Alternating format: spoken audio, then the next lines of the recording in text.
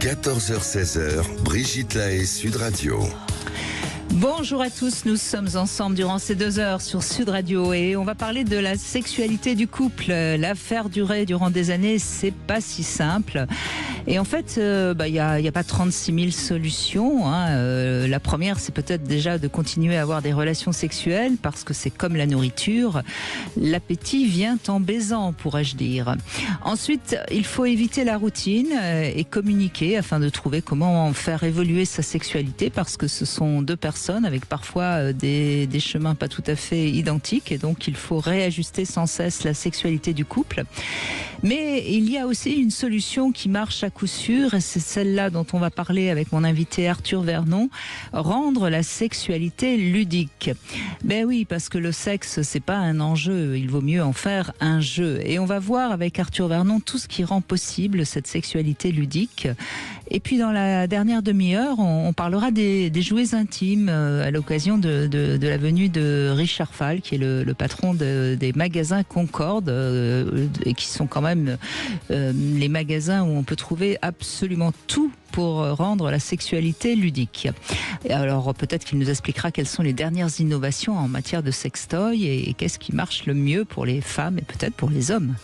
Si vous avez en tout cas besoin de conseils pour réanimer la sexualité de votre couple ou si vous avez envie de nous raconter comment vous avez su entretenir votre libido, eh bien je vous invite à nous rejoindre en nous appelant au 0826 300 300.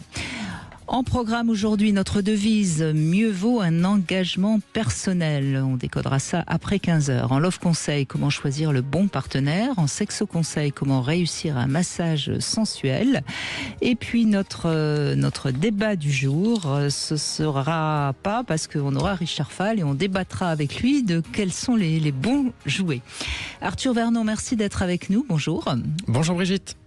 Alors, vous faites partie des personnes qui considèrent que de toute façon la fidélité c'est pas dans nos gènes et que de toute façon peut-être que le mieux c'est de papillonner et ne pas se sentir obligé de rester fidèle pendant 40 ans à la même personne, non ? Oui, si on considère que le terme fidélité s'attache sur un aspect purement sexuel. Je trouve que la fidélité émotionnelle, intellectuelle, c'est une très bonne chose parce que la fluidité de la communication passe par une forme de confiance et donc de fidélité.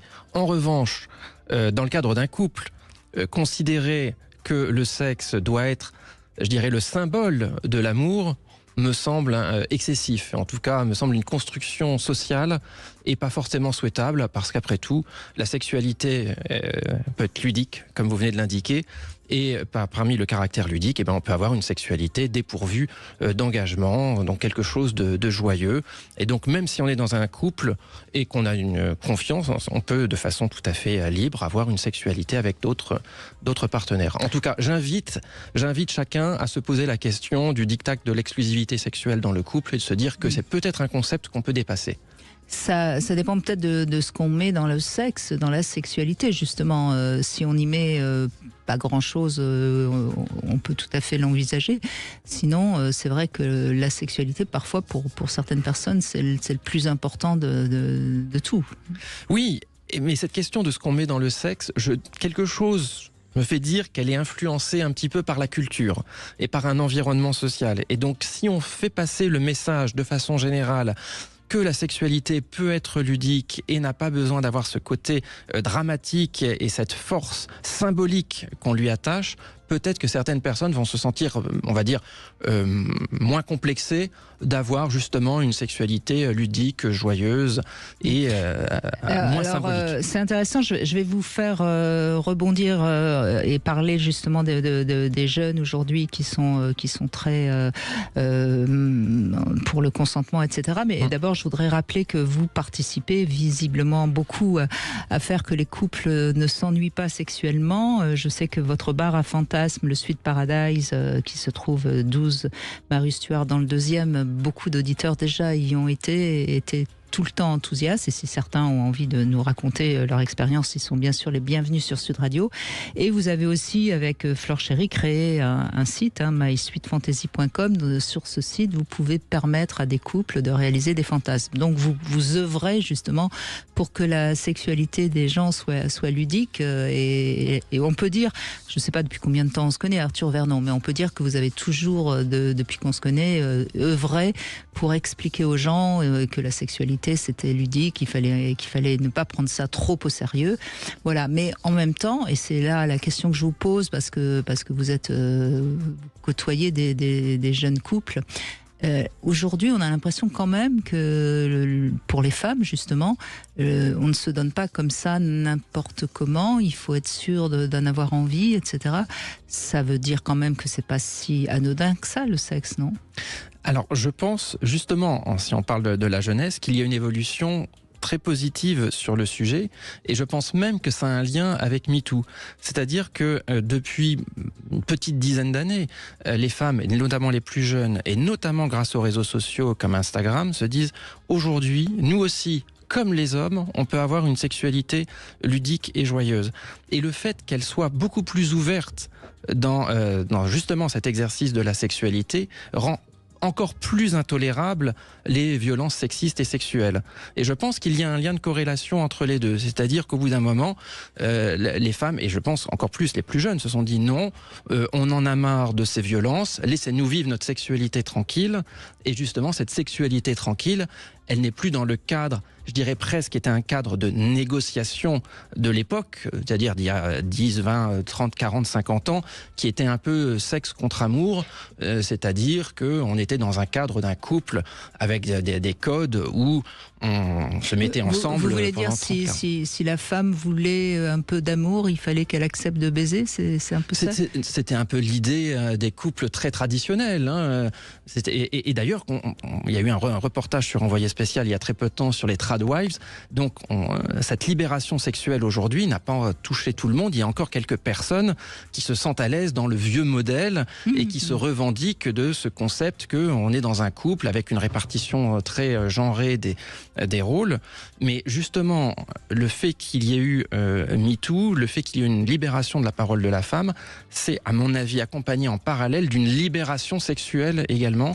Et je pense que les femmes les plus jeunes se sentent à l'aise, elles, d'avoir une sexualité libre sans forcément... Alors, je suis d'accord qu'il y a certainement une catégorie de femmes qui est dans cette mouvance-là, et tant mieux. Mais en même temps, comment vous expliquer qu'il y a 30% de moins de sexualité chez les jeunes femmes que les générations précédentes? Chez les jeunes femmes, mais aussi chez les hommes. C'est-à-dire que les codes sont devenus... bien sûr. Les codes sont devenus beaucoup plus difficiles, et donc aujourd'hui, la sexualité, ça c'est un peu le contre-aspect aussi MeToo. Il y a un aspect où ça fait un peu peur, parce qu'on se dit, mais est-ce qu'on fait les choses bien ? Le consentement, c'est très bien, c'est devenu une valeur forte, mais c'est aussi une valeur qui peut faire peur parfois à certains hommes qui ne savent plus quel est le mode d'emploi. Et cette question du mode d'emploi, c'est quelque chose qu'on retrouve aujourd'hui. Je pense qu'il y a des variations culturelles. Je pense que tout le monde va s'y retrouver, mais il faut retrouver des codes adaptés à cette nouvelle façon de penser et qui devrait fonctionner. Il n'y a pas de raison. Le consentement, ça va de soi. Donc notre sujet du jour, est-ce que le sexe est un jeu ou est-ce que c'est un enjeu ? Finalement, c'est un peu ça que vous êtes en train d'expliquer. Mais alors moi, je milite totalement, en tout cas, pour que ce soit un jeu. Donc je me retrouve tout à fait dans ce sujet. Et effectivement, il y a plein de façons d'en faire quelque chose de léger. Mais comme on sort d'une période où ça a été lourd et où il y a eu des contreparties, des violences, des choses qui n'ont pas été très agréables en fonction du sexe, oui, on est sur une période un peu à réinventer et s'assurer que tout le monde va y trouver son compte. Je suis malheureusement pas vraiment de votre avis, comme toujours, Arthur Vernon, mais ça c'est pas grave, on s'adore de toute façon et on sait. Non, encore une fois, je crains malheureusement que MeToo ne fera pas changer les connards qui sont toujours aussi débiles vis-à-vis de la sexualité et vis-à-vis des femmes. Mais en tout cas, votre analyse est intéressante et peut-être que ça parle à ceux qui nous écoutent et j'invite tout le monde à réagir.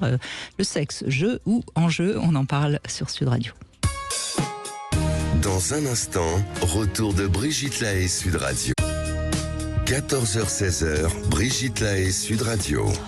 Arthur Vernon est avec nous. Nous évoquons la sexualité ludique et vous pouvez bien sûr, si vous avez envie de mettre un peu de piment dans votre sexualité du couple, aller notamment au Sweet Paradise à Paris, qui est un club pas tout à fait libertin. C'est un endroit assez spécial qui visiblement plaît beaucoup et donc c'est pas mal d'aller faire un petit tour. Bonjour Fabrice. Bonjour Brigitte, bonjour Arthur. Bonjour. C'est dommage qu'il n'y ait pas un club comme ça sur Lyon. Ben peut-être, bientôt, je ne sais pas. On nous le demande de temps en temps. C'est un lieu de spectacle érotique, pour préciser. C'est pas vraiment un club de rencontre. Ouais. On peut s'y rencontrer parce que parfois les spectacles sont interactifs et donc parfois c'est propice à certaines rencontres coquines. Mais c'est surtout un lieu de spectacle érotique, donc c'est plus pour partager un moment, on va dire, on espère, d'excitation. En solo ou en couple d'ailleurs. En tout cas, je suis ravie que vous appeliez de Lyon, puisqu'on a une nouvelle fréquence sur Sud Radio à Lyon depuis quelques temps. Je suis bien content. Et moi aussi, parce que j'aime beaucoup Lyon. J'y ai passé mon bac notamment. Donc je salue tous les Lyonnais qui nous écoutent. Voilà. Et donc quand j'étais sur Paris, de temps en temps, j'allais au spectacle au Stringfellow, qui était très, très joli. Ouais. Ça, pour le coup, c'est un club de striptease, si je ne me trompe. Oui, voilà. C'est artistique. J'en ai fait plusieurs sur Paris, mais celui-ci, il avait quelque chose de particulier. D'accord. Au Sweet Paradise, elles sont mignonnes, vos sweeties, quand même. Ah oui, elles sont mignonnes, mais surtout, elles font des numéros qui vont. Alors, ça va plus loin, c'est beaucoup plus érotique, mais c'est plus travaillé. Disons qu'on a une vraie scène, c'est vraiment du spectacle. Ce n'est pas du striptease, il n'y a pas de part de pole dance. Alors, c'est pas du striptease, mais elles vont effectivement se déshabiller, ce sera de la nudité intégrale, parfois il y aura des duos lesbiens, ce sera très chaud. Mais on n'est pas du tout dans les codes du striptease, de ce qu'on appelle les gentlemen's club à l'américaine, où les filles dansent autour d'une barre de pole et se dénudent plus ou moins. C'est autre chose. Je critique pas d'ailleurs du tout les Gentlemen's Club. Je dis juste que c'est un concept différent. Donc pensez bien à Lyon alors, s'il vous plaît. Oui, le message est passé. Alors vous avez, Fabrice, depuis pas mal d'années, réussi à pimenter la sexualité de votre couple. Racontez. Oui, ça fait 16 ans qu'on est mariés. Mm-hmm. Donc on n'est plus très jeunes, on a après 52 ans. Et en fait, ça fait 20 ans qu'on est ensemble. Et depuis, dès le début, on a toujours eu nos petits jouets ou nos petits moments avec des films ou avec des habillés pour madame ou des choses comme ça. Et c'est vrai qu'encore maintenant, assez fréquemment, dans notre placard, on a notre boîte à jouets ou notre boîte à copains, ça dépend comment on les appelle. Et puis voilà, on s'en sert assez fréquemment. Boîte à copains, c'est mignon, hein. Mmh. Mais donc, dès le début, vous avez été vigilant, visiblement. Vous n'avez pas laissé les choses s'endormir. Si vous voulez, je suis quelqu'un de très ouvert. On est complètement différents. Moi, j'ai été en couple avant elle était mariée. Je me suis retrouvé en fait avec une femme qui avait 2 enfants, 2 filles. Et moi, voilà, je veux dire, à un moment donné, le sexe, il est là. Moi, j'ai toujours expliqué à mes belles-filles que si elles étaient là, c'était parce que un jour, papa et maman se sont rencontrés. Et puis voilà, donc il n'y a rien de sale, rien de dégoûtant. Au contraire, j'ai toujours préféré en parler. Et puis maintenant, voilà, elles ont 29 et 25 ans. Et puis, voilà, je vais pas dire qu'on en parle toujours, mais je pense que elles ont réussi, en tout cas, le début de leur sexualité. Je pense que j'y suis pour quelque chose parce que ça n'a jamais été un sujet tabou. Il faut pas. C'est comme ça. Oui, puis elles ont certainement vu un couple qui avait, elles ont senti plus exactement, parce qu'elles ont vu, ça pourrait être mal interprété. Elles ont senti que le couple avait encore de l'intimité, et c'est ça qui souvent marque les enfants. C'est clair. Et puis moi, je l'aurais toujours dit. Alors bon, la plus grande est partie au Canada, donc, mais la plus petite, elle a quand même 25 ans. C'est la première fois, je dis, c'est quoi, ma chérie, t'as ta chambre qui est là-haut. Excuse-moi, mais voilà, je préfère que ça se passe dans une chambre que dans une bagnole ou dans un bois. Ou enfin voilà. Il y a un moment donné, on y est passé avant toi. Voilà, il y a des week-ends où on part ou des soirs où on n'est pas là. Voilà, tu fais ce que t'as à faire, mais moi, voilà, mais bon. Donc oui, donc nous sommes adeptes de jouets, donc on en a de toutes les formes, de toutes les matières. On en a le dernier que j'ai acheté, je vais l'appeler Triplaction, qui est assez marrant. Et puis il y en a un qui est extraordinaire pour les femmes, alors je sais pas si je peux dire, alors je sais pas si c'est la marque ou le modèle. C'est le Womanizer qui est allez en 60 secondes chrono, ça y est, elle est partie. Oui, le fameux, oui. L'air pulsé. Hein. Ah, c'est terrible. Voilà. Donc, voilà. Donc, en fonction de nos humeurs, on prend celui-ci ou prend celui-là. Enfin, voilà, on s'amuse. Bien. Mais ça, je pense que c'est quelque chose de très bien, évidemment. Le fait d'avoir différents jouets permet de varier, évidemment, les plaisirs. Je pense que c'est aussi un message, c'est une nouveauté. C'est pareil, on parlait d'évolution sur les 10 dernières années. Il y a incontestablement des jouets à forte efficacité d'un point de vue orgasmique chez la femme. Et je pense que l'homme a tout intérêt à participer et à jouer justement avec sa femme plutôt qu'à se sentir en compétition par rapport à ses jouets. Et donc, vous avez une très bonne attitude.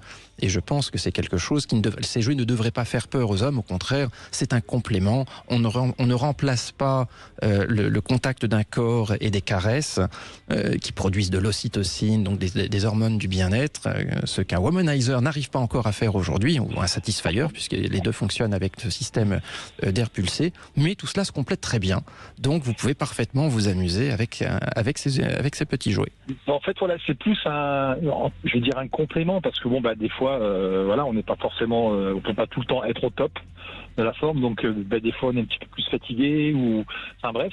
Et c'est vrai que des fois je me dis prends celui-là, et puis je sais qu'en moins d'une minute, donc je veux dire que ça la fait partir plus vite, et puis après on continue à faire ce qu'on a à faire, quoi. Mais c'est vrai qu'il y en a, l'excitation va pas être, ou les sensations vont pas être les mêmes, quoi. C'est...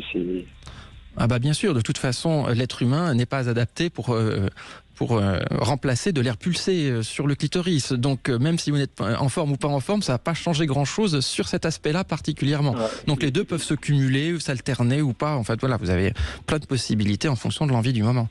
Mais là où Arthur Vernon a raison, c'est pas votre cas, hein. Visiblement, Fabrice, on l'entend bien, mais Arthur a raison. Il y a des hommes qui se sentent en compétition, il y a des hommes qui... Mais je pense que ces hommes-là ne connaissent pas réellement la capacité orgasmique du clitoris, hein. Voilà, il faut pas, parce qu'on va pas gagner. Non, ça... à un moment donné, il faut être lucide. Non, mais c'est une question de confiance en soi, et puis de rapport à sa virilité, c'est tout. Mais c'est aussi de comprendre comment on se retrouve entre hommes et femmes sexuellement. Je crois que c'est là où il y a encore peut-être beaucoup de messages à transmettre. Non, vous croyez pas, Fabrice? Il y a encore beaucoup d'hommes qui savent pas ce que c'est que la sexualité féminine. Moi, je sais que ma priorité, ça a toujours été... moi, j'ai toujours... je parle de ma femme. Toujours pensé à elle en premier. Alors, c'est pas toujours évident. Mais moi, mon plaisir, c'est comme, si vous voulez, c'est au quotidien. J'ai la chance d'être dans une belle région, une belle ville. Je vais aller d'un rendez-vous à un autre. Je vais voir une boutique, je vais voir un truc qui me plaît. Voilà, je vais lui acheter. Parce que j'ai plaisir à lui faire plaisir. Et c'est vrai que, en tout cas, je suis comme ça. Je vais pas attendre Noël ou son anniversaire ou pour lui offrir quelque chose. Si j'ai envie de lui faire un cadeau, je lui offre. Il m'arrive souvent de passer devant une boutique de lingerie. Hop, allez, voilà, je rentre. Si je vois un ensemble, alors qui me plaît bien sûr à moi, mais surtout à elle, parce que je sais, maintenant, elle préfère mettre des soutiens-gorge sans baleine. Donc voilà, donc il suffit que je voie un ensemble sympa. Je lui prends, puis le soir, tiens, voilà, ma chérie. Et voilà, donc moi, je sais que c'est lui faire plaisir, c'est mon plaisir à moi. Oh, c'est pas tout à fait désintéressé quand même, hein, Fabrice. C'est sûr, elle me dit à chaque fois tu me ramènes des strings. Je dis oui, ma chérie, mais bon. Mais voilà, mais c'est... Non, mais c'est formidable, parce qu'au moins votre couple fonctionne sur ce plan et tout va bien. C'est important, puis ça bien fait sûr. qu'au quotidien, on passe toujours des bons moments ensemble. Qu'on soit que tous les deux, ou quand on va partir en week-end, on va avoir des amis, on va aller faire une fête, on va aller se promener. Je pense qu'on est un couple libéré. Il n'y a pas de tabou entre nous. On se parle beaucoup, on rigole tout le temps. Et puis voilà. Puis il faut être un peu plus sérieux dans le lait. Et je pense que quelque chose que vous indiquez, c'est que la sexualité, le désir sexuel provient en numéro 1 de ce qui se passe dans le cerveau, et le fait que vous soyez très attentif au plaisir de votre femme fait que votre cerveau y pense régulièrement, et comme il y pense régulièrement, indirectement et peut-être même inconsciemment, il entretient cette forme de désir. Donc c'est une très bonne, je dirais presque, gymnastique que vous pratiquez au quotidien. Et le fait de penser à elle et le fait de penser à lui faire plaisir, même sur des choses qui sont un petit peu extra-sexuelles, va avoir un impact en réalité direct sur votre sexualité. En tout cas, merci Fabrice pour ce témoignage positif qui peut peut-être réveiller certains couples qui nous écoutent. Merci beaucoup Fabrice. On fait une petite pause, on se retrouve pour le Love Conseil. Comment choisir le bon partenaire? Vous voulez parler à Brigitte Lahaie? 0826 300 300. Conditions en magasin. Brigitte Lahaie, Sud Radio, le Love Conseil. Eh bien, Arthur Vernon, voilà mon love conseil. Comment choisir le bon partenaire. Alors, je ne parle pas d'un bon partenaire sexuel, je parle du bon compagnon. C'est vrai que nos choix amoureux répondent à des critères difficiles à contrôler. On sait qu'il y a une part comme ça inconsciente quand notre corps et notre cœur s'enflamment. Et en fait, on n'a pas une grande marge de manœuvre. Et donc, lorsqu'on décide de s'engager, mieux vaut être à peu près sûr de ne pas se tromper. Et durant les 3 premiers mois, en règle générale, à cause de nos fameuses hormones, il peut s'avérer tout à fait impossible de juger quoi que ce soit. Et tout indice négatif est souvent noyé dans le flot de nos émotions totalement exacerbées. Donc, mon love conseil, c'est bien de ne pas décider d'habiter définitivement ensemble trop tôt. L'idéal étant au moins d'attendre 6 mois. 6 mois parce que au bout de 6 mois quand même on peut avoir des impressions négatives qui vont faire surface et qu'on pourra examiner un peu plus sérieusement. Et puis je conseille aussi d'écouter les remarques que pourraient faire certains de vos proches. En général, les proches ont pas les lunettes roses justement pour regarder notre partenaire. Et ensuite, si vous décidez donc de réellement vous engager avec la personne que vous avez rencontrée, eh bien, il y a quand même 2-3 questions qu'on peut se poser ensemble, sur lesquelles on peut communiquer. Est-ce que vous avez les mêmes projets de vie, les mêmes ambitions, les mêmes goûts? Parce que si c'est l'amour et le désir qui créent une attirance et qui fait démarrer la relation, eh bien, c'est quand même ces caractères plus ou moins réciproques qui vont permettre de bâtir une histoire commune. Et une trop grande asymétrie, c'est forcément un handicap. De même que si sexuellement ça ne va pas vraiment extraordinairement bien, eh bien, ne pensez pas que ça va s'arranger. J'entends souvent quand je pose la question, mais est-ce que c'était bien au début? Non, mais je pensais que ça s'arrangerait. Non, un obsédé sexuel ne pourra pas être heureux avec une femme frigide, Arthur Vernon. Je rejoins tout ce que vous avez dit. Bah oui, je crois que c'est important. Et c'est fou d'ailleurs comment on a toujours envie de rêver, de voir les choses comme on a envie, et forcément en amour plus que tout. Ça, je pense que c'est aussi une programmation inconsciente du cerveau. Et il y a une illusion de la passion amoureuse qui invite évidemment à la prudence lorsqu'on sait que c'est justement une illusion et pas complètement la réalité. Il faut le savoir, donc c'est bien de le dire. Voilà, c'est bien de le dire et de le répéter. Bonjour Gwen. Bonjour Brigitte, bonjour Arthur. Bonjour Gwen. Alors, vous êtes séparés actuellement, je crois, mais vous avez vécu longtemps en couple? Oui, j'ai vécu longtemps en couple. J'avais rencontré mon mari, j'avais une 20aine d'années. Au début, les relations sexuelles, c'était top. Il y a vraiment de la fantaisie, de la légèreté. Et puis au fur et à mesure, je ne sais pas pourquoi, il y a eu comme une chape de plomb, des tabous qui se sont installés. Ah oui. Et puis, oui, il n'y avait plus de jeu, pas de fantaisie, et c'était devenu sérieux tout le temps. Et donc, il n'y avait pas cette légèreté. Enfin, pour moi, je trouve que le sexe, c'est une récréation. C'est des jeux d'adultes. Et pour certains... Mais qu'est-ce qui s'est passé C'est votre ex-mari, donc, si je comprends bien, qui est devenu trop sérieux. Oui. Est-ce que c'est après la naissance des enfants? Qu'est-ce qui s'est passé? Il y a eu quelque chose quand même pour que tout d'un coup il... En fait, oui, je l'ai remarqué avec la naissance des enfants, mais après coup, je me suis souvenu que en fait, ça s'est fait très très progressivement, tout petit à petit, et avec la naissance des enfants, c'est devenu complètement sérieux, et c'était pour lui, j'avais l'impression que c'était soulager une pression qu'il avait. Et il n'y avait plus de légèreté, de fantaisie, comme on avait avant. Et certaines choses qu'on faisait sont devenues tabous. Enfin, c'est lui qui a dit non. Oui, mais à il ces vous a vu comme la mère de ses enfants et vous n'étiez plus sa maîtresse. C'est relativement classique, hein, Arthur Vernon. Ah oui, Et il n'avait pas grand-chose. depuis que je suis célibataire, j'ai rencontré pas mal d'hommes avec des profils différents au niveau de la sexualité.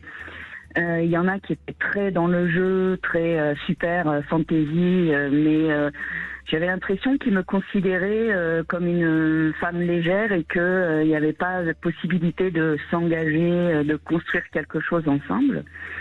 Et il y en a, ils se bloquaient tout de suite au niveau de la communication quand ils étaient en panne, par exemple, d'érection. Ils se renfermaient sur eux, ça coupait toute communication et il n'y avait aucune imagination de faire autrement. Ça montre encore votre témoignage, Gwen, à quel point une femme légère, c'est pas forcément simple pour les hommes. Hein. Quand je dis femme légère, Oui. Gwen, c'est de l'humour, hein, bien sûr. Oui, bien sûr. Je respecte votre libération sexuelle, bien sûr. Ah oui, mais moi je suis d'accord. Parfois, les hommes ont eu peur et Oui. voilà. Mhm. Je pense que ça fait malheureusement Et, encore Pardon. Allez-y. En fait, j'ai trouvé dans mes expériences avec les hommes, j'ai trouvé qu'un homme qui était tourné vers l'autre et qui était dans la communication, qui savait exprimer des désirs profonds, de la communication profonde, était plus libéré au niveau sexuel, pas libéré, mais il prenait les choses tranquillement, comme elles viennent, sans se poser de questions et sans crispation. Voilà, j'ai remarqué ça. Oui, je pense qu'on est encore dans un monde où on a baigné dans une éducation culturelle où justement c'était à l'homme vraiment de faire les premiers pas et donc une femme plus libérée, c'est quelque chose qui pouvait apparaître comme étant effrayant. Moi, je pense que ça va vraiment dans le bon sens, donc je pense que vous avez parfaitement raison. Et c'est aux hommes de réussir à s'adapter. Je dis réussir, c'est pas forcément évident, mais c'est un petit travail intellectuel à faire, une petite réflexion à avoir sur les enjeux de la sexualité, la place de chacun. Ça peut rejoindre la discussion qu'on a eue au tout début, Brigitte, sur pourquoi aussi il y a moins de relations sexuelles chez les jeunes aujourd'hui. C'est parce qu'il y a tout un cadre qui est en mouvance et que quand un cadre est en mouvance, il est plus dur de trouver ses repères et de trouver la place qu'on doit avoir dans ce cadre. Et ce qui est intéressant dans ce que vous dites, Gwen, et je crois que c'est assez juste d'ailleurs, bravo de cette remarque, quand les hommes sont plus à l'aise avec leur monde intérieur, leurs émotions, forcément, ils sont moins comment dirais-je, dans la peur d'une femme qui serait très sensuelle, très sexuelle. Donc ils peuvent l'accueillir et avoir une plus grande liberté sexuelle avec vous. Oui, et d'être ouvert aussi à l'autre, vers l'autre, de chercher comme le monsieur juste avant qui parlait Fabrice, oui, bien sûr. Oui, et j'ai trouvé que c'était un très bel état d'esprit. Et beaucoup de personnes, des femmes ou des hommes, sont tournés vers eux-mêmes et ne sont pas dans l'échange. Parce que par exemple, il y a quelquefois, je suis tombée sur des hommes où j'étais complètement bloquée, j'étais comme frigide, parce que il y avait pas le retour où je sentais un égoïsme, on va dire entre guillemets, et qui me coupait complètement. Alors, je vais être un tout petit peu plus indulgente que vous. J'entends très bien ce que vous dites et vous avez raison. Je crois que quand on est égoïste, quand on est un peu incapable de s'ouvrir à l'autre, c'est qu'on est encore pas très bien avec soi-même, pas très bien dans sa peau, et on se protège. Et donc, vous qui semblez être particulièrement épanoui, et je vous en félicite, Gwen. Forcément, vous faites peur. Hein. Oui. Mais il y a beaucoup de femmes aussi, vous savez, qui sont un peu fermées. On ne sait pas trop si elles ont du plaisir, si elles en ont pas. Enfin, c'est toujours la même chose. La sexualité,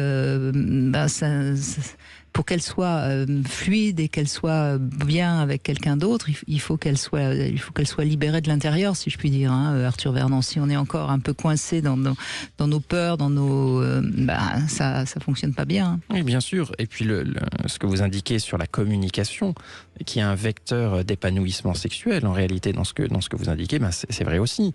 Si les hommes ne font pas l'effort d'essayer de communiquer, de rechercher ce que souhaite leur partenaire, forcément, ça ne risque pas d'arriver sur quelque chose de favorable. Donc, en tout cas, en ce qui vous concerne, vous savez que vous êtes dans quelque chose, dans une démarche qui est, on va dire, une bonne démarche, et vous ne pouvez pas ensuite éduquer les autres hommes, et puis je dirais tant pis pour eux. En tout cas, ne vous culpabilisez pas par rapport à cela, surtout pas. Oui. Mais vous avez envie de trouver un partenaire régulier maintenant, ou au contraire, vous êtes heureuse dans votre liberté? Alors, j'aime bien mon célibat parce que j'ai de compte à prendre à personne. Je peux décider de faire un détour quelque part chez les amis au dernier moment. Quelquefois, la solitude, enfin le manque de partage émotionnel en dehors des amis, parce que je suis entourée aussi d'amis très proches. Mais il y a quand même un petit manque de partage profond, parce que de temps en temps, j'ai une relation sexuelle, purement sexuelle, mais il manque cette profondeur oui. Des projets ensemble, à deux. Écoutez, ne soyez pas inquiète, ça finira par arriver. Mais vous savez, c'est ce que je dis souvent, on rencontre pas à tous les croisements de rue quelqu'un avec qui on est fait pour aller bien. Hein.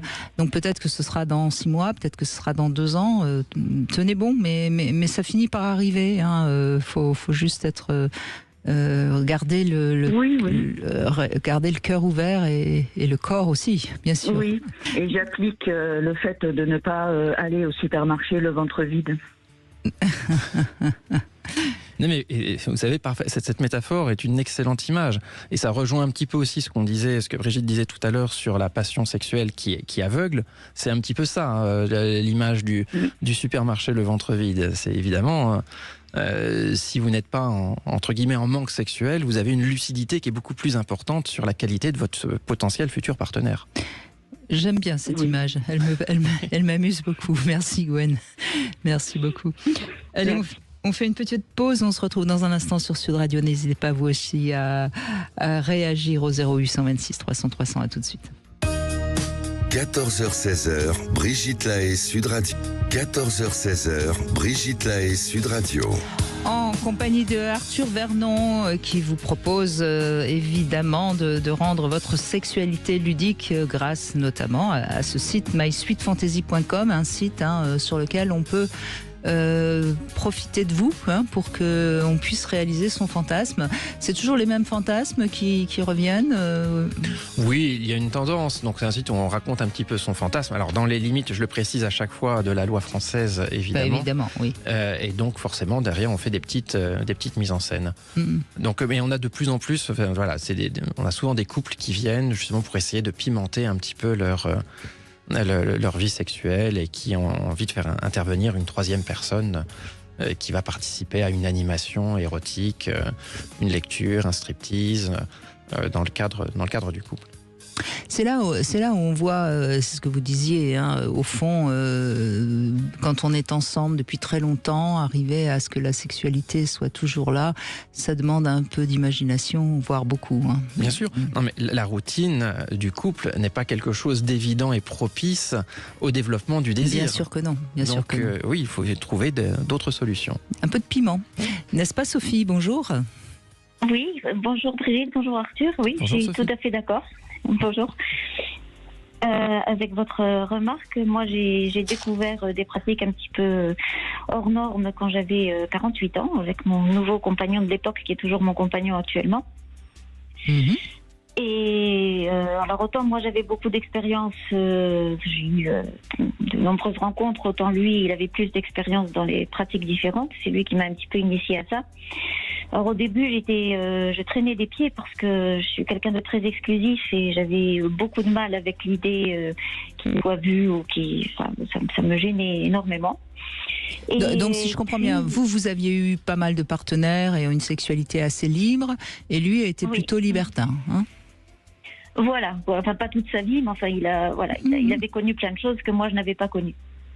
Et le libertinage, pour vous, c'était pas forcément ce qui vous tentait le plus, dans le sens où, Alors, en effet... J'avais des fantasmes, mais voilà, j'avais pas l'intention de passer à l'acte, quoi. Et on a trouvé un milieu qui nous rend heureux tous les deux. C'est-à-dire que, alors c'est pas quelque chose qu'on fait toutes les semaines ni tous les mois, mais ça nous arrive. Lui, je pense qu'il est, alors il est candoliste, mais il participe aussi. Donc on a un ami attitré qu'on rencontre de temps en temps.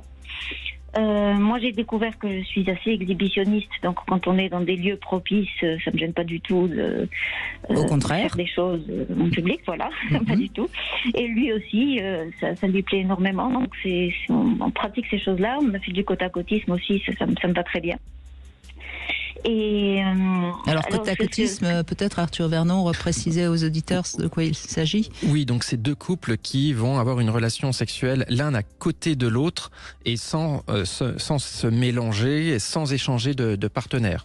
Donc il y a l'excitation d'avoir la présence d'un autre couple juste à côté, avec évidemment des échanges de regards et l'excitation que ça peut provoquer. Voilà, et la remarque que j'aurais fait, enfin je parle pour ma propre expérience, c'est que j'entends souvent les gens me dire ah oui, mais si on te propose ça, si ton mari te propose ça, c'est parce qu'il a besoin d'aller voir ailleurs et il sait pas comment te le dire. Et je pense que ça n'est pas du tout le cas, puisque moi j'y trouve largement mon compte aussi, donc les femmes ne sont pas forcément victimes là-dedans.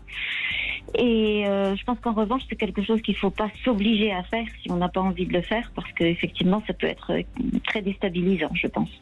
Mais évidemment. Pour avoir rencontré des gens qui ont fait ça pour faire plaisir à leurs compagnons, c'est surtout les femmes qui ont cette tendance à vouloir faire plaisir, et je pense que c'est une mauvaise idée.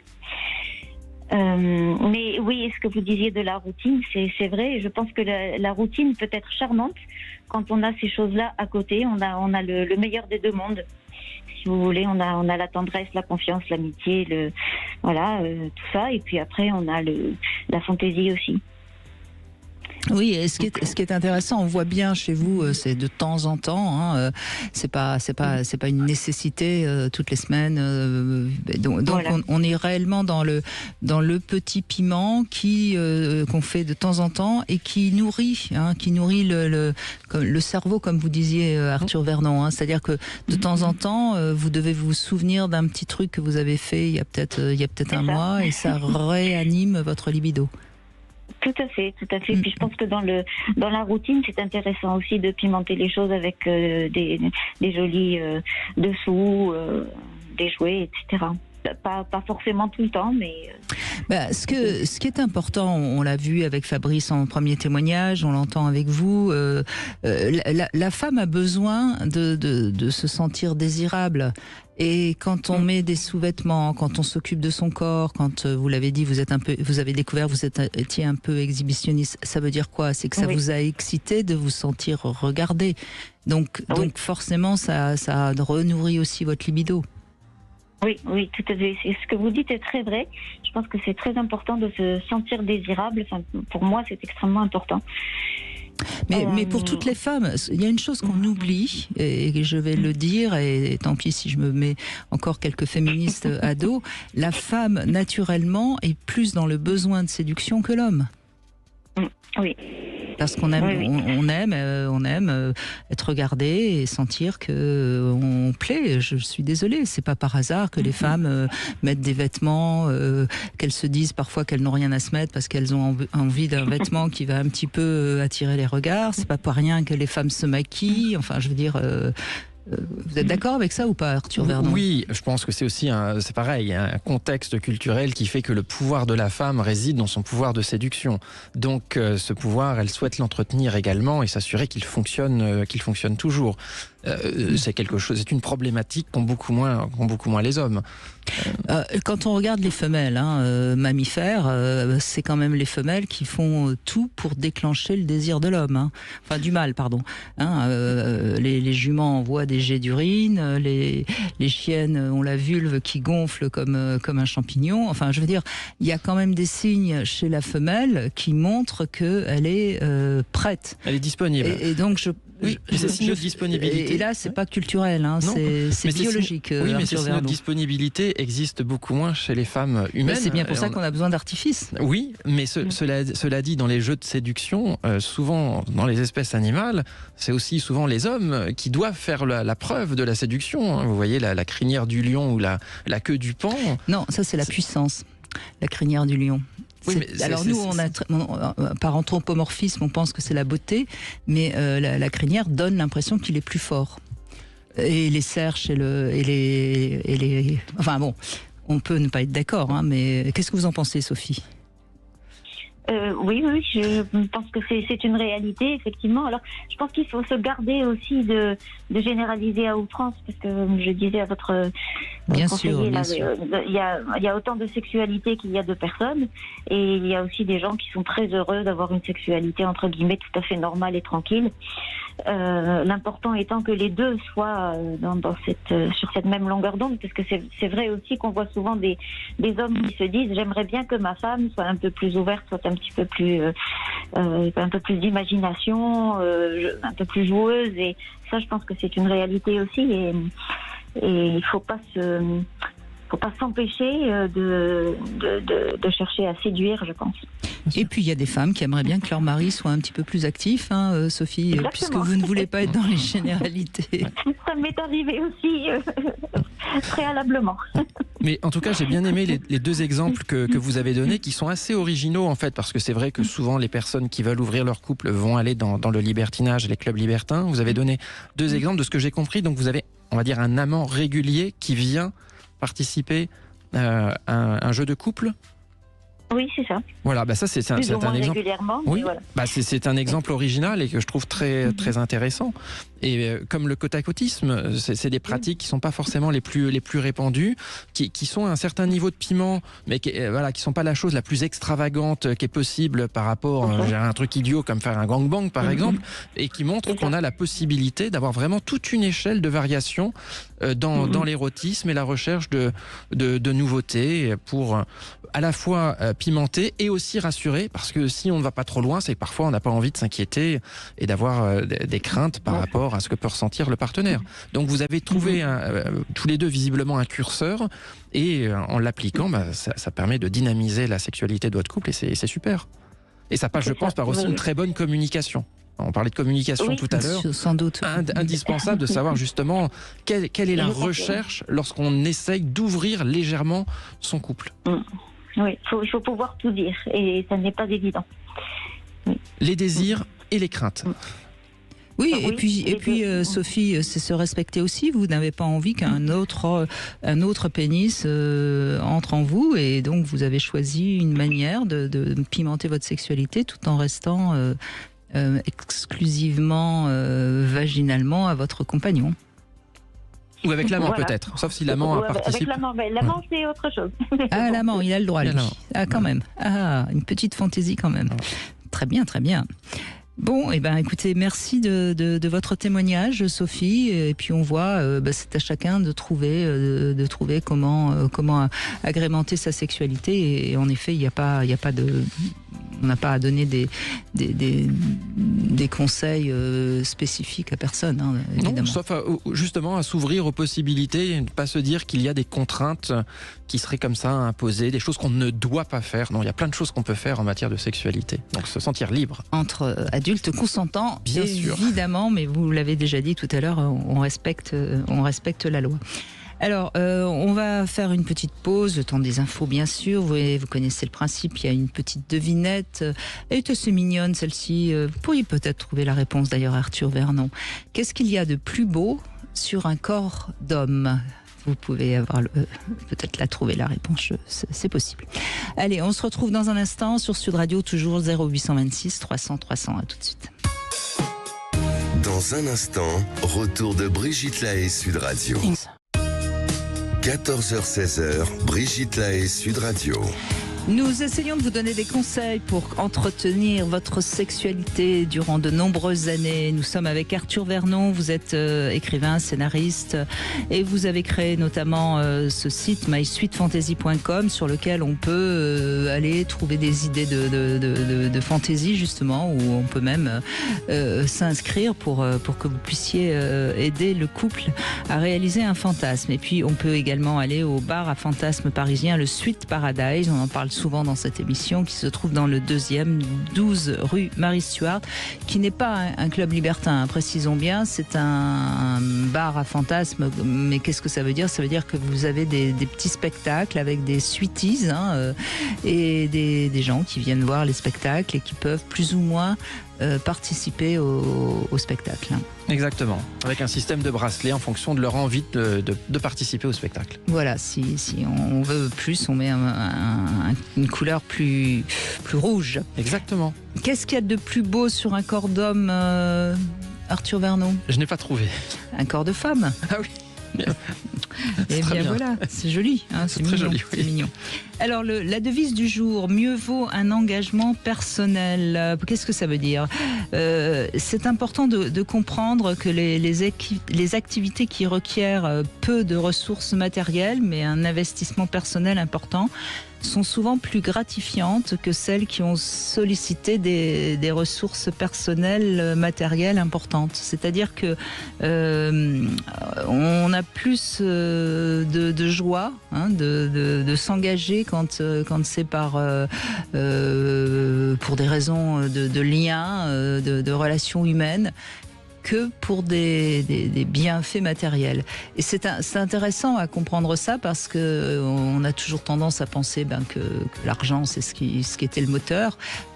Bien sûr que c'est vrai, je ne dis pas que l'argent n'est pas important, mais s'investir dans quelque chose qui est en relation avec de l'humain est beaucoup plus gratifiant. C'est intéressant quand même de le rappeler. Hein. Oui, je suis d'accord. Vous êtes d'accord ? Eh bien, écoutez, très bien. Bonjour Thierry. Bonjour Brigitte, bonjour Arthur. Bonjour Thierry. Voilà, toujours un plaisir de vous parler. Ben merci Thierry. Je vous écouter. Vous êtes en couple depuis longtemps, je crois ? Je suis en couple, nous sommes en couple depuis pratiquement 39 ans maintenant. Donc j'ai 60 ans aujourd'hui d'ailleurs. C'est vrai, joyeux anniversaire. Merci beaucoup. Bel anniversaire. Vous êtes balance, merci. Donc. Tout à fait, oui. Voilà, et mon épouse taureau. Merci, c'est très très sympa. Voilà, et donc en couple depuis 39 ans, et bien, ça veut dire qu'effectivement, au niveau des fantaisies sexuelles, il faut savoir se réinventer. Il faut savoir aller de l'avant, il ne faut pas rester assis tranquillement, attendre que les choses arrivent ou se passent. Ça demande pas des efforts, mais ça demande d'être vigilant en tout cas, oui. D'être vigilant, absolument. Alors, nous sommes libertins depuis pas mal d'années maintenant. Et je dois dire que le libertinage, quand il est fait intelligemment, si je puis dire, enfin quand il est fait avec respect, met vraiment du piment dans le couple, quoi. Je dois dire que c'est vrai que quand nous libertinons, nous sommes candolistes, échangistes, etc. Et on a toujours, quand on rentre le soir à l'hôtel, et on fait l'amour comme deux jeunes mariés, quoi.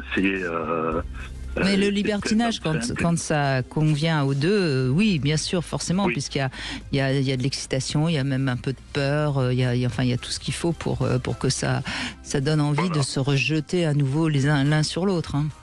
Tout à fait, absolument. Oui, allez-y Arthur, je vous en prie. Oui. Non mais effectivement, parce que ça va développer quelque chose sur la nouveauté, donc le cerveau est un peu perdu, retrouve des signes de la passion, puisqu'il y a de la nouveauté, de l'excitation, et donc ça remet en émoi pas mal de choses, et donc comme vous le faites avec votre partenaire, bah forcément, par capillarité, cette excitation va se retrouver également sur le couple. Tout à fait, oui. Et sachant qu'en plus, bon, nous avons arrêté de libertiner quelques années, même enfin 3 ans. Mon épouse ayant été toujours très très malade, enfin cette femme crabe dont on parle tant pour Octobre Rose et pour la 3e fois. Et donc après avoir subi, et nous avons recommencé il y a quelques mois de cela, et après avoir subi chimiothérapie, rayons et une mastectomie, le corps de la femme et la femme pour elle, pour mon épouse, ça a été très difficile de se regarder dans une glace, et ça l'est toujours. Et je dirais que dans mes yeux et dans les yeux d'autres, quand on sort en club par exemple, se sentir désirée, elle se sent belle, elle se sent revivre, et je la retrouve comme avant la maladie.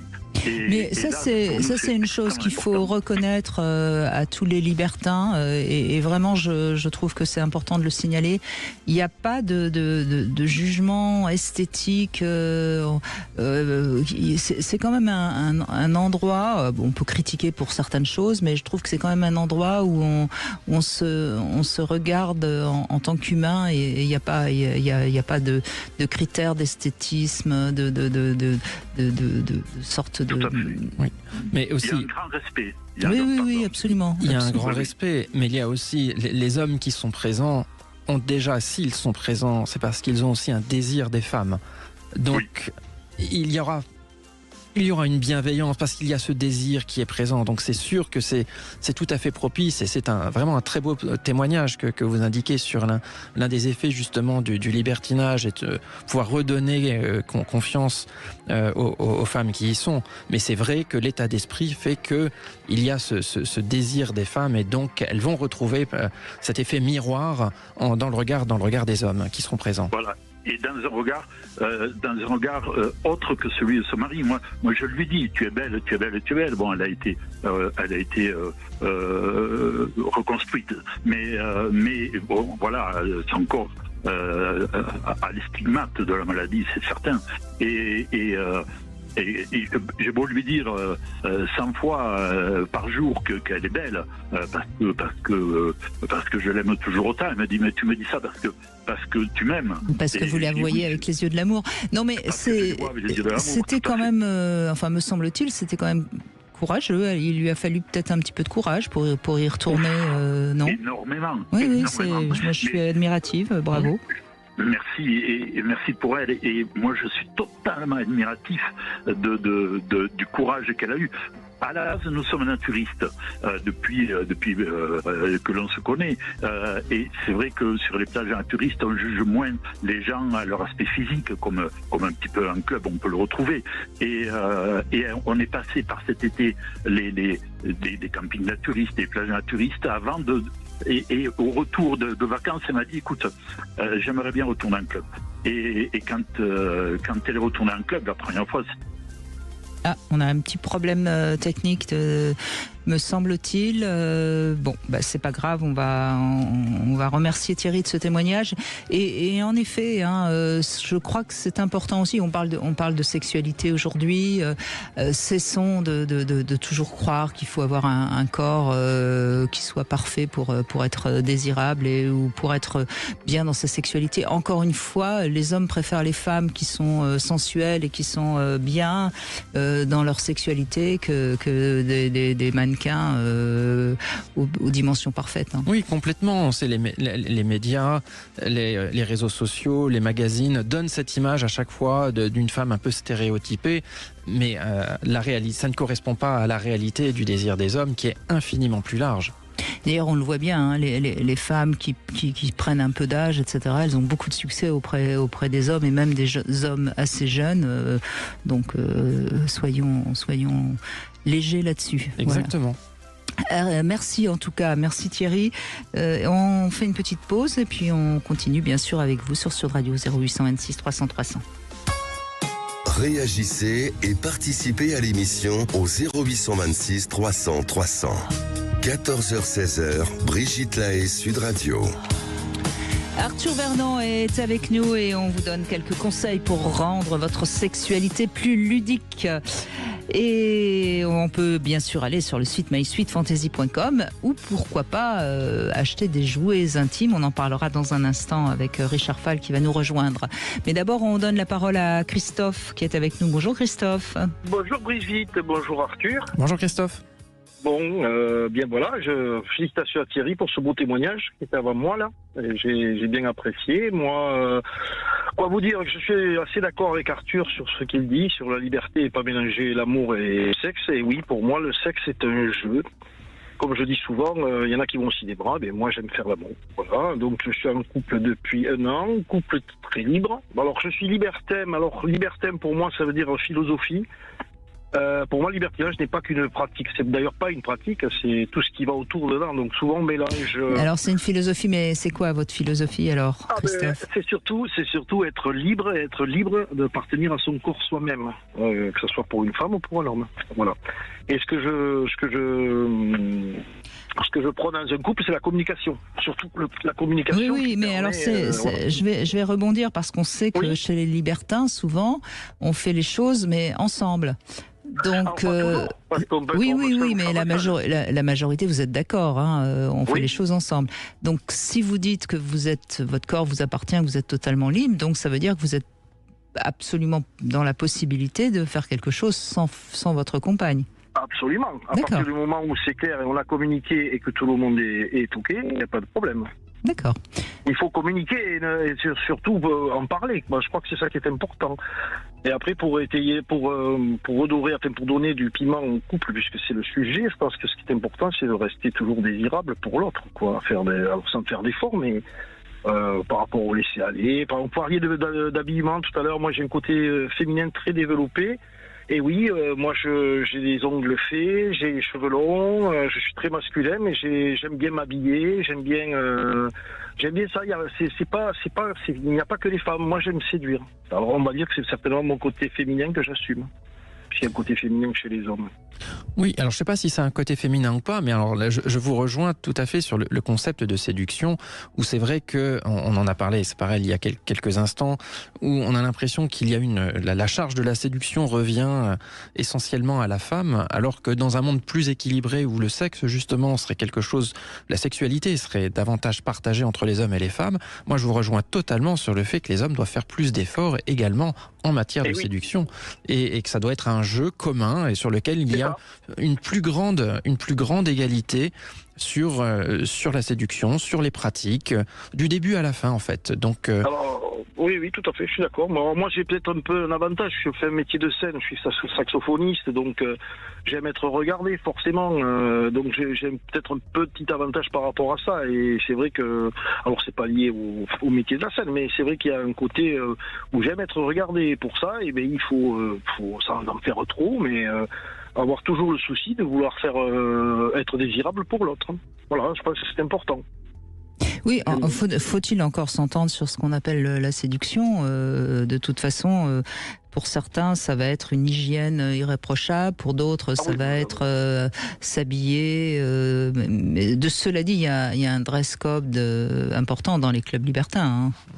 Tout à fait. Alors, mais plus pour les femmes que pour les hommes, je crois. Moi, alors justement, je suis d'accord avec vous, Brigitte, et c'est pour ça que moi, souvent, je suis habillé d'une certaine... Comme je ne suis pas habillé dans la rue, je peux mettre des pagnes ou des chaussures un peu différentes, ou des harnais, ou des choses comme ça, parce que je trouve que, bien souvent, je trouve les hommes... habillés un peu comme pour aller au supermarché, entre guillemets, je dis. Et les femmes sont toujours rayonnantes, quoi. Et c'est vrai que je trouve que dans les clubs, ça manque un peu d'extravagance pour les hommes. C'est un peu... Voilà, j'aime bien un peu le côté aussi exhibe de vestimentaire. Moi, j'aime bien ça. Oui.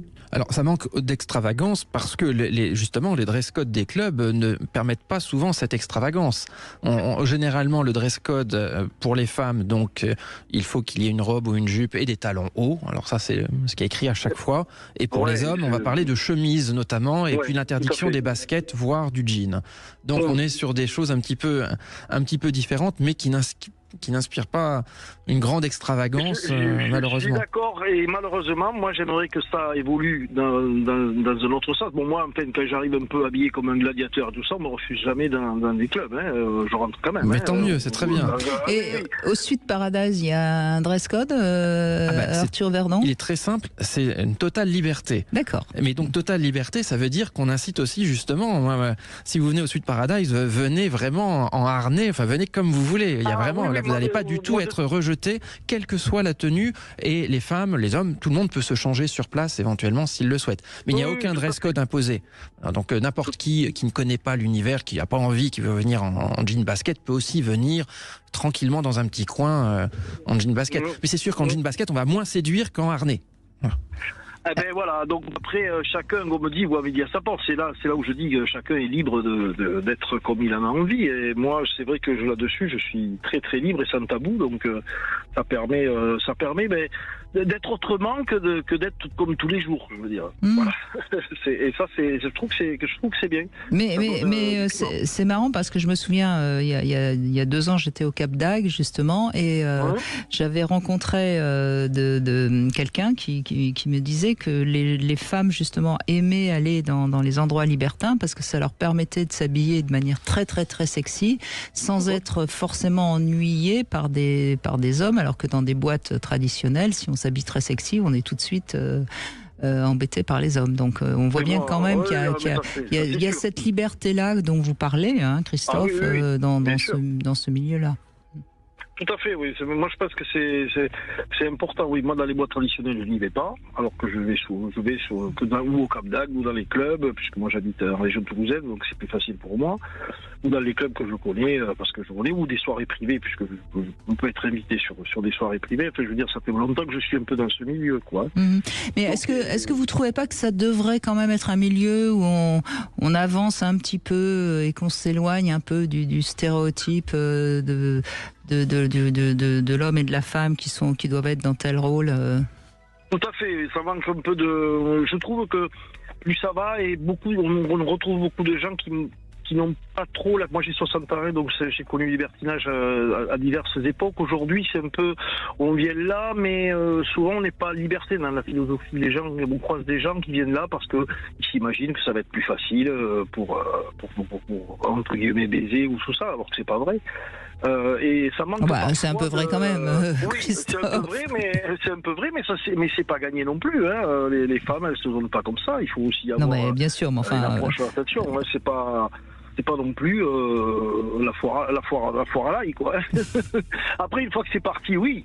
Quand c'est parti. Mais il y a quand même toute une approche où, voilà, ça reste quand même, on reste quand même des humains, quoi. Il y a toujours une cérébralité. Il y a du respect, oui, bien sûr, et heureusement. Oui. Arthur, qu'est-ce que... Oui, non, mais il y a quand même une forme de séduction qui n'est peut-être pas celle qui existerait dans la rue, mais évidemment une forme de séduction dans les clubs libertins. Et concernant les tenues et les codes vestimentaires, moi je suis tout à fait pour, évidemment, d'avoir une beaucoup plus grande flexibilité du moment qu'on soit, je dirais, attrayant, soigné. Alors c'est peut-être plus de travail pour le physio à l'entrée qui doit juger ce qu'est une tenue appropriée ou pas appropriée, mais de sortir du code très classique de la robe et des talons hauts pour la femme ou de la chemise pour l'homme, il y a plein de choses à explorer en termes de séduction, justement, de tenues diverses et variées qui rendent la sexualité encore plus libre et joyeuse. Que ces petits carcans vestimentaires qui sont là depuis d'ailleurs très longtemps et qui mériteraient justement d'être un petit peu dépoussiérés. On a un peu un mouvement de liberté, mais il y a quand même des carcans qui sont quand même assez marqués, quoi. Et c'est dommage. Voilà. Donc, surtout dans des lieux qui justement se disent libertins et donc prenant cette forme de liberté. Oui, parce que dans le libertin, il y a liberté quand même. Hein. Moi, c'est quand même avant tout mon leitmotiv, quoi. Voilà, c'est ça, quoi, pour moi. Et ce n'est pas propre aux dames. Hein. C'est propre aussi aux hommes. Ça, être propre, c'est sûr, il faut. Alors, mais ça, l'hygiène, on n'en parle pas parce que ça fait partie du jeu. Il faut être, évidemment, il n'y a pas d'hygiène, là, l'hygiène, c'est obligatoire, on va dire. Ben oui, mais c'est bien de temps en temps de le rappeler. Merci en tout cas Christophe, merci beaucoup d'avoir pris la parole sur Sud Radio. On va faire une petite pause. Arthur Vernon, on se retrouve avec le Sexo Conseil, comment réussir un massage sensuel, et on va parler des jouets intimes qui permettent évidemment de rendre la sexualité un peu plus ludique, et on saura quelles sont les dernières nouveautés grâce à notre deuxième invité Richard Fall qui va nous rejoindre. Vous voulez parler à Brigitte Lahaie? 0826 300 300. Brigitte Lahaie, Sud Radio. Le Sexo Conseil. Comment réussir le massage sensuel, bien massé, c'est pas donné à tout le monde. Il y aura toujours des personnes qui seront plus douées que d'autres, mais on peut s'améliorer parce que c'est important de temps en temps de savoir masser, puisque c'est un véritable hommage au corps. C'est un don gratuit en quelque sorte. Alors le massage sensuel, ça crée un peu d'intimité, bien sûr. Ça permet de donner du plaisir, mais il faut pas que ce soit systématiquement dans le but d'une rencontre sexuelle. Donc c'est important ça de le rappeler.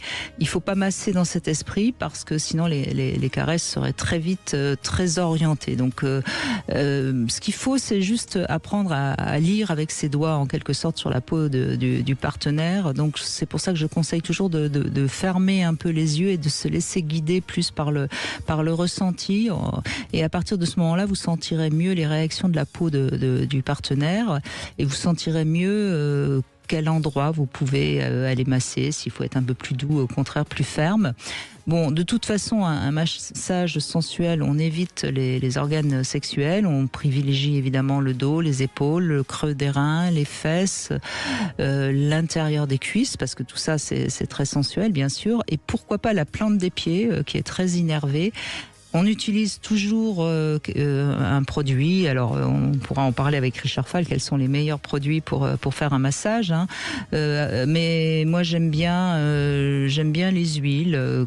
Et puis j'aime beaucoup aussi les fameuses bougies de massage que je trouve qui ont souvent une texture très agréable. Ce qui est important aussi quand on veut décider que le massage sensuel soit réussi, c'est d'avoir le décor adapté, il ne doit pas faire trop froid, il faut qu'il y ait une musique d'ambiance, une lumière tamisée, bref, voilà, c'est important de bien préparer les choses pour faire un beau massage sensuel. Alors Arthur Vernon est avec nous, hein, vous êtes là depuis 14h, mais on accueille aussi Richard Fall, vous êtes PDG des magasins Concorde Love, vous avez créé ces magasins il y a déjà très longtemps, c'est un succès inégalé. Hein. Alors, ironie du sort, j'ai démarré cette activité en 1969. J'ai pas choisi, c'était le destin, c'était mon destin. Et effectivement, aujourd'hui, c'est un grand succès depuis de nombreuses décennies. J'en suis assez fier. Bah et oui, j'espère que ça va durer longtemps encore. En 69, il fallait quand même oser. Hein. En 69, on faisait souvent des allers-retours à la 17e chambre correctionnelle. Tout était interdit. On n'avait pas le droit de montrer une fesse, un sein. Et donc, on se retrouvait en garde à vue. J'ai passé de nombreuses journées en garde à vue, mais tout ça, c'est derrière maintenant. Aujourd'hui, c'est que du bonheur. Alors, les Concorde Love, ce sont... alors, bien sûr, il y a Internet où on peut commander. Beaucoup de gens commandent d'ailleurs sur Internet, de toute façon, les jouets. Mais l'avantage de vos magasins, c'est qu'il y a des personnes qui peuvent expliquer, indiquer quels sont à quoi sert tel ou tel autre jouet. Alors, effectivement, on a des conseillers, des conseillères qui connaissent bien tous les produits et qui connaissent aussi, bien sûr, les demandes de chacun et de chacune, parce que c'est pas toujours facile pour un monsieur de dire qu'il a des faiblesses. C'est pas facile pour une dame de dire, par exemple, qu'elle a des sécheresses vaginales. Donc, on les met à l'aise tout de suite et ça se passe très très bien. On a dans nos magasins, on a plus de 10 000 références et 20 000 sur Internet. Donc vraiment, chacun y trouve son compte et il y a toujours une très très bonne ambiance dans nos magasins. Ce sont des grands magasins, ils font entre 500 et 1000 mètres carrés. Donc à l'instar des Love Store, on a vraiment un choix très très important. Les gens y passent quelquefois 1 heure à se promener, à regarder. Je fais un peu de concurrence au musée de l'érotisme, un peu au salon de l'érotisme aussi, parce que vraiment on peut y passer un bon moment à se promener, à regarder et à découvrir surtout beaucoup de choses que les gens ignorent. Oui, et c'est important de prendre le temps pour voir qu'est-ce qui va peut-être plaire au couple. Par exemple, quel conseil vous donneriez pour un premier jouet, Richard Falb? Arthur, peut-être que vous avez aussi une idée. Hein. En tout cas, je pense que cette histoire de se promener pendant 1 heure, ça participe énormément à l'excitation. Puisque forcément, on est en train de se projeter sur quel est le jouet qu'on va utiliser justement pour avoir du plaisir. Donc plus on prend de temps, plus on s'auto-excite. Ce sont les préliminaires. Ce sont déjà des préliminaires. Je confirme parce que moi, je passe environ 1 ou 2 fois par semaine dans les magasins. Et je suis toujours émerveillé de voir les couples quand ils rentrent dans le magasin. Chacun rentre, on ouvre la porte à la demoiselle ou à la dame.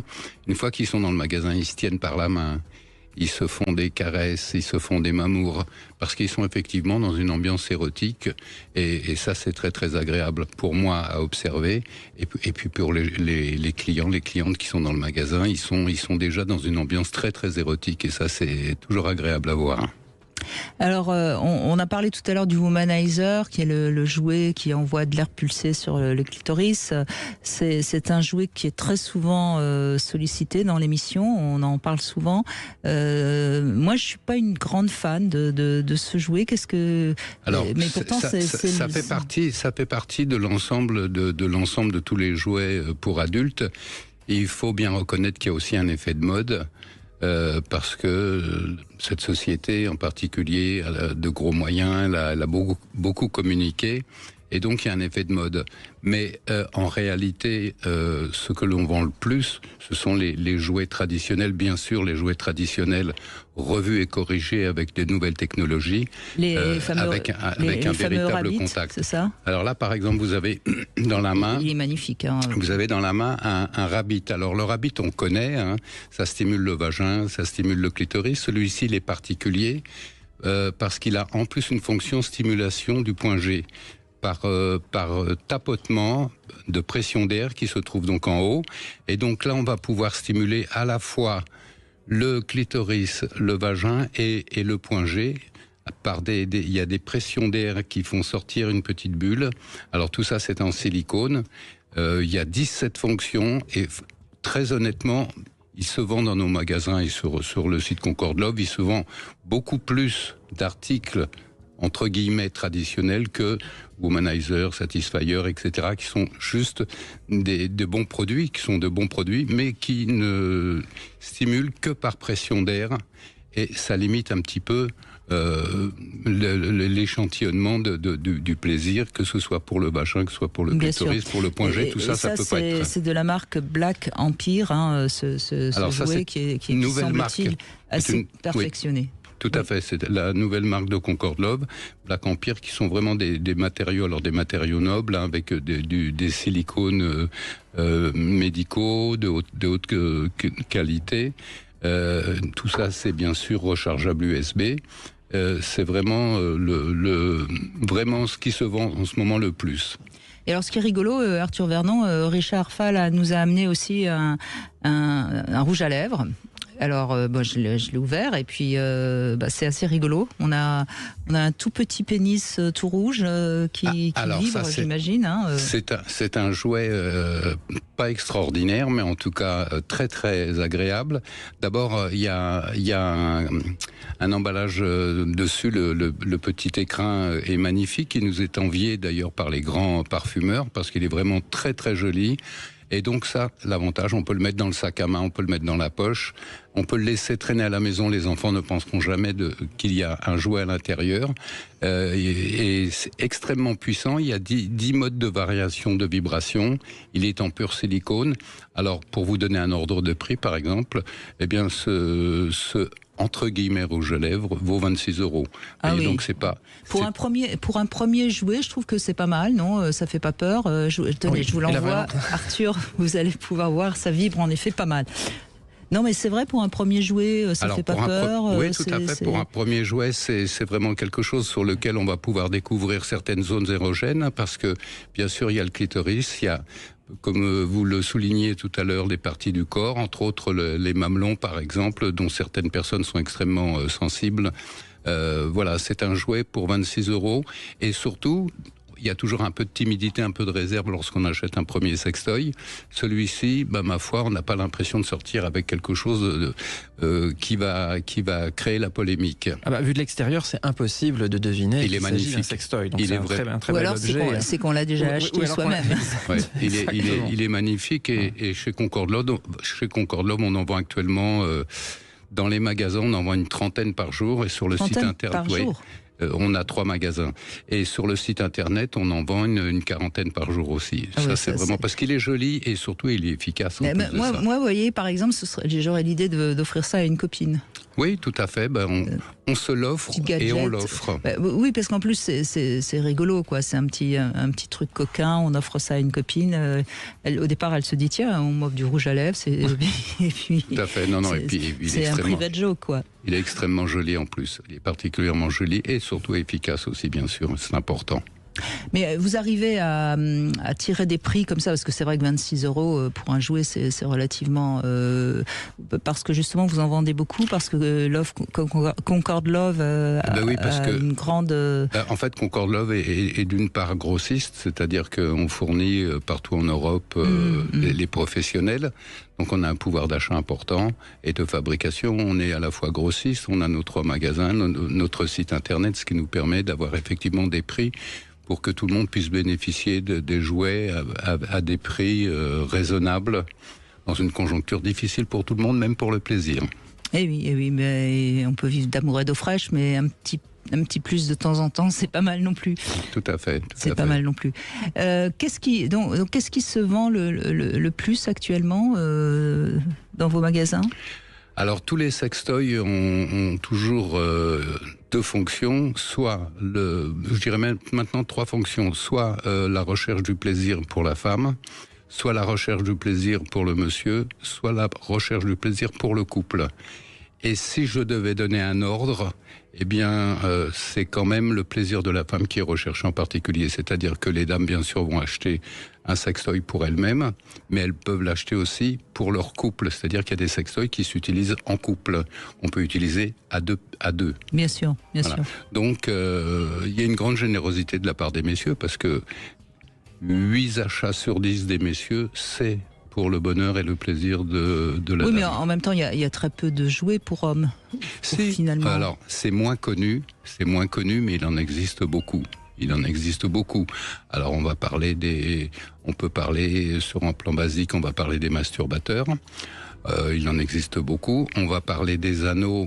Ils ont pas, c'est pas très très très intéressant les masturbateurs pour hommes. Enfin, je sais pas ce que vous en pensez, Arthur Verdon, puisque vous êtes un homme. Oui, non, je pense qu'il y a des produits effectivement qui se développent de plus en plus, mais je dirais que je doute en fait en termes d'efficacité. C'est peut-être des choses qui sont en train de se développer, mais il y a beaucoup d'accessoires pour messieurs pour la stimulation de la prostate. Oui, ça d'accord. Entre autres. Après, c'est vrai que c'est plus limité pour les messieurs que pour les dames, mais tout ça. La plupart des accessoires. Parce que les hommes, la main pour se masturber, elle est quand même bien efficace pour un homme. Alors là, je vais vous contredire, parce que la main effectivement est efficace, mais il y a aujourd'hui des accessoires très très très très efficaces, très agréables, dans des matières extrêmement douces, humidifiées. Pour hommes donc. Oui, pour hommes. Alors. Vous avez aujourd'hui des accessoires pour ces messieurs. Ce qu'on critique souvent, c'est qu'après il faut les nettoyer, que c'est pas facile. Il y a des accessoires. C'est vrai que ça c'est toujours un petit peu désagréable.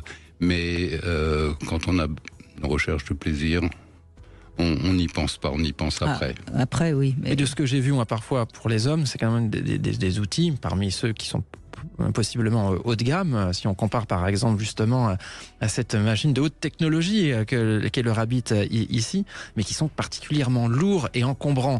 C'est-à-dire, c'est quand même il faut quand même manipuler l'engin. Donc, parce que vous avez des accessoires de masturbation qui sont lourds et avec une technologie sophistiquée, mais vous avez par exemple des œufs vibrants qui valent 4 ou 5 euros, qui sont dans une matière silicone très très tendre, et où le monsieur peut se masturber avec cet accessoire qui, en fait, utilise sa main quand même. Utilise sa main. Par contre, les gros appareils, le monsieur, il se repose et il y a une machine qui fait le travail pour lui. On a aussi les développeurs de pénis, par exemple, parce que chaque monsieur estime que son pénis est trop petit. Donc, on a des développeurs de pénis qui sont d'ailleurs, et c'est assez amusant, conseillés par les médecins. Souvent, on a des gens qui viennent nous voir avec une ordonnance.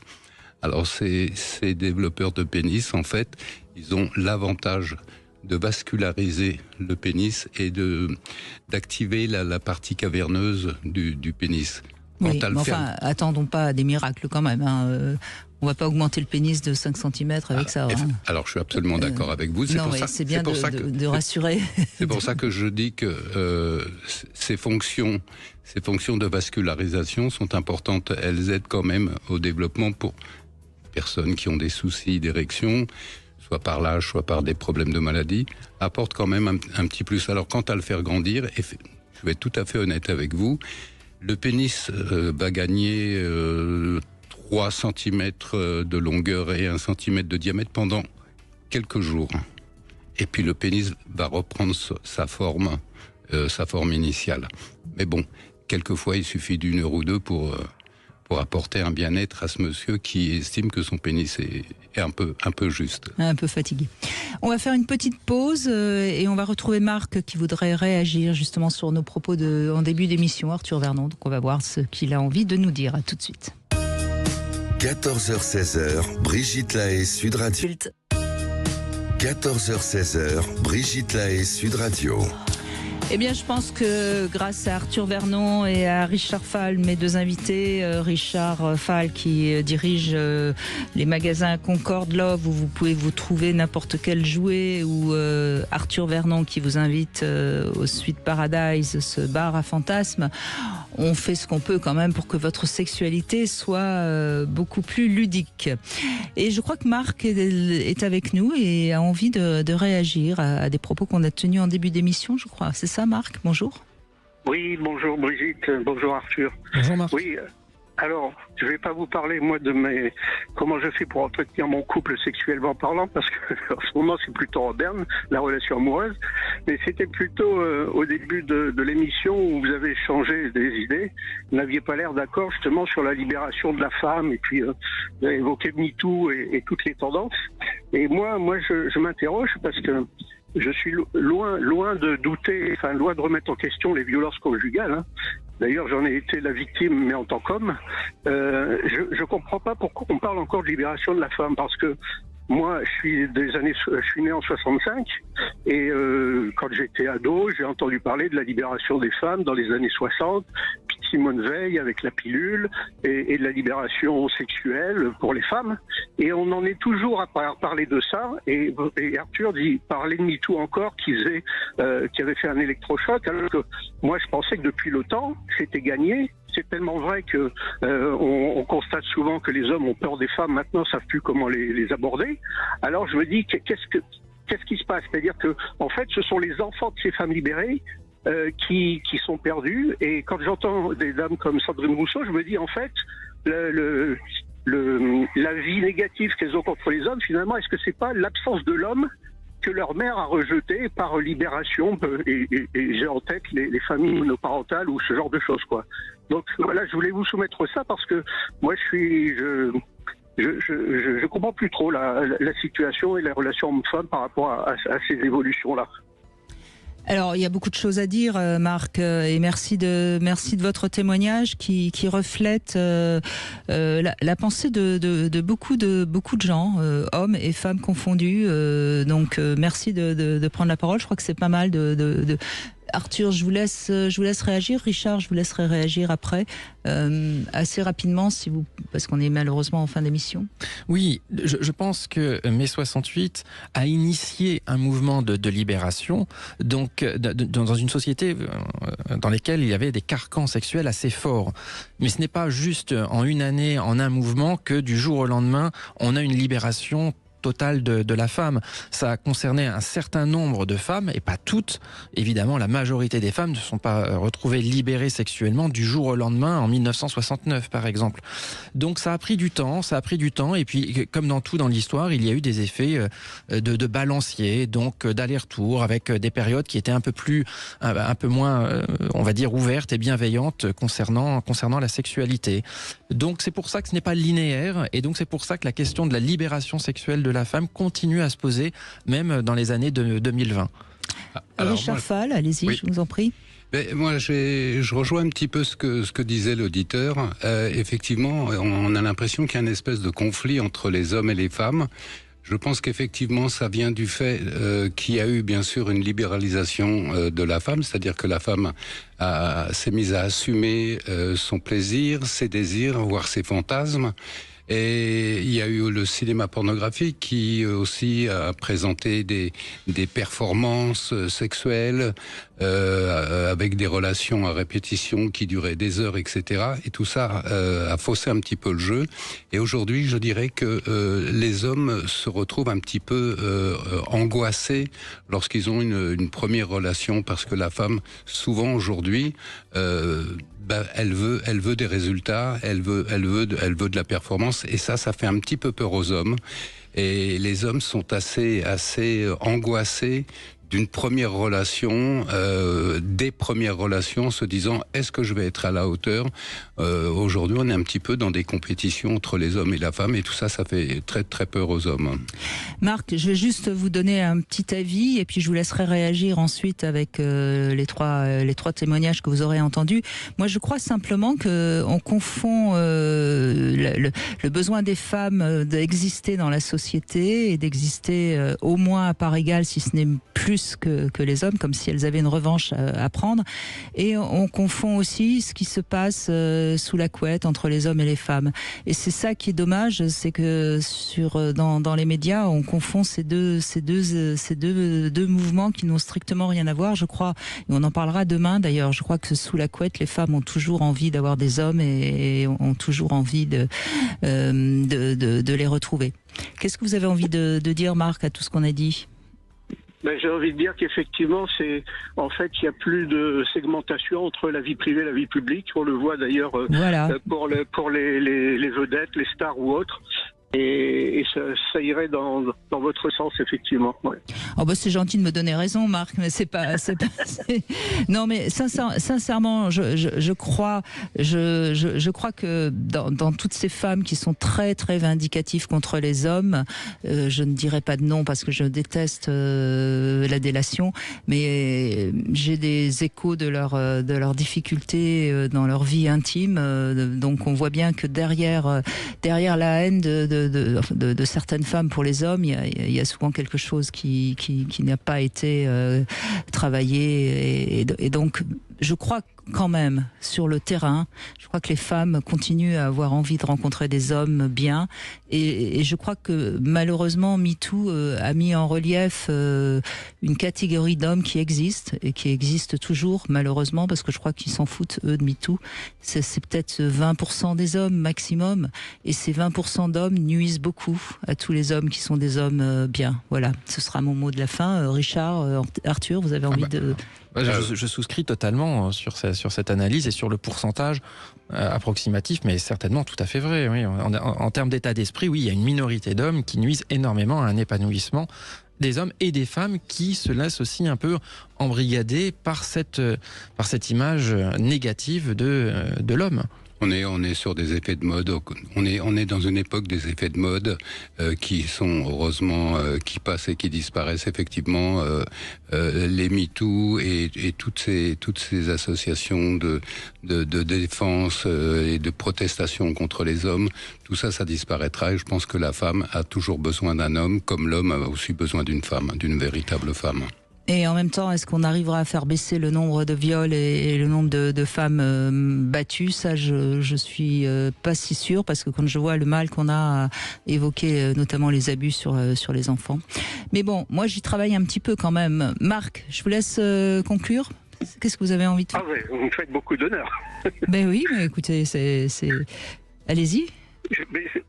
Alors, je vais peut-être élargir le sujet qui n'est pas très à propos, mais j'ai envie de dire que de la même façon, on ne retient plus un artiste pour son œuvre, mais on va maintenant retenir sa vie privée alors que ça ne nous regarde pas. Oui, c'est juste aussi, oui, c'est vrai. Alors après, c'est un autre débat. Est-ce qu'il faut séparer la vie privée et la vie publique? Mais c'est vrai que à tout mélanger, je crois qu'on n'y comprend plus grand-chose. Merci Marc, merci Richard Fall. On peut vous retrouver bien sûr Concord Love pour trouver le petit jouet du plaisir du couple. Merci beaucoup Arthur Vernon. Comme toujours, vous dites des choses qui font peut-être évoluer les auditeurs. Et on peut vous retrouver sur mysweetfantasy.com, ce site de fantasmes, ou le bar à fantasmes, le Sweet Paradise. Tout de suite, vous retrouvez Alexandre Delevan pour C'est votre avenir. Demain, on sera avec Camille et Emmanuel et on va se poser la question des fantasmes des femmes. Est-ce qu'ils sont si différents de ceux des hommes? À demain. Sud Radio, votre attention est notre plus belle récompense.